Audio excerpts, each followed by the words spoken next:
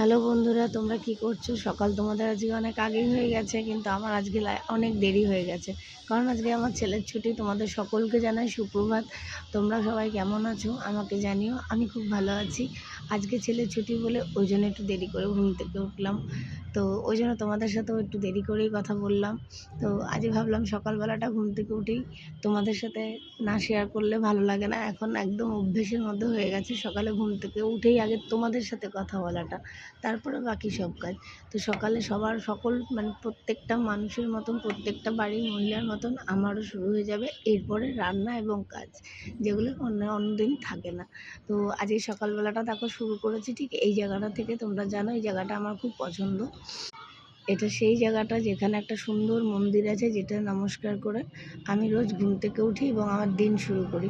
তোমাদের সাথেও আজকে শেয়ার করলাম, তোমাদেরকেও মন্দির দর্শন করালাম। তোমরা ভালো